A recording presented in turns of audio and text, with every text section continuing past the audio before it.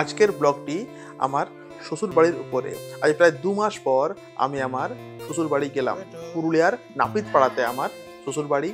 সেখানে আজকে প্রায় 2 মাস পর আমি গেলাম এবং খাওয়া দাওয়া করে সেখান থেকে ফিরলাম রাত্রি 10টার সময়।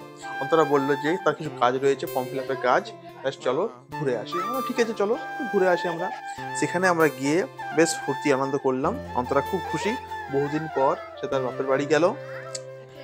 আসলে কিছু কাজ ছিল, তার ফর্ম ফিল আপের কাজ, তার জন্য সে সেখানে ছিল না। আমি বাচ্চাগুলোকে নিয়ে বসছিলাম, মিষ্টি ফিষ্টি খাওয়া হলো। এবারে একটা সুন্দর অ্যালবাম আমরা দেখছিলাম। এটা হলো আমার ওই একটা বোন বলতে পারো আর কি, তারই আর কি একটা বেশ সুন্দর বিয়ের ছবিগুলো আমরা ওখানে দেখছিলাম। বাচ্চাগুলো নিজেদের মতো করে তারা আনন্দ করছিল, ফুর্তি করছিল। যদি আজকে চিলড্রেন্স ডে, তার জন্য ওদের একটা আনন্দের সীমা ছিল না।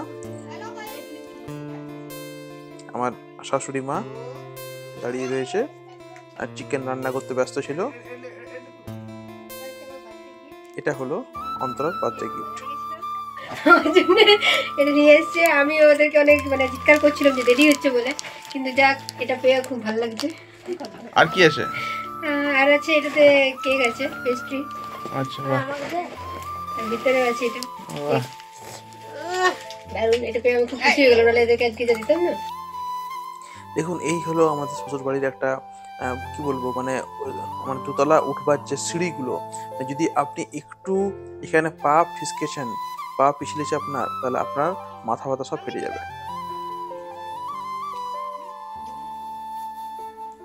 এবারে খাওয়া দাওয়া শুরু। আমি বসলাম, তো আমার চিকেন হলে আর কিছু চাই না, তাই চিকেন, রুটি আর ছিল বাঁধাকপি, মিষ্টি। তো মোটামুটি 7 থেকে 8টা রুটি আমি খেলাম। চিকেন হলে মোটামুটি আমি বেশ ভালোই রুটি খেতে পারি। আমি পেঁয়াজ নিলাম না, লঙ্কা নিয়েছিলাম। সুন্দর করে খাওয়া দাওয়া হচ্ছিল। একটু মাঝে মাঝে আসছিল এবং এসে নিয়ে বলছিল যে চিকেন দাও, চিকেন দাও। ও চিকেন খুব প্রিয়। এরপর ইচ্ছা হলো আর রুটি নেবো না, এবার মুড়ি নেব। তো মুড়ি চলে এলো, সেই মুড়ি আমি খাওয়া শুরু করলাম। এরপর অন্তরা খেতে বসলো। ও বেশ ভালোই 3-4টা রুটি মনে খেয়েছে। খাওয়ার পর দেখলাম বাকিরা সবাই এখানে খাওয়া দাওয়া করছে। তো খাওয়া দাওয়া সেই ছবিটাও নিয়ে নিলাম।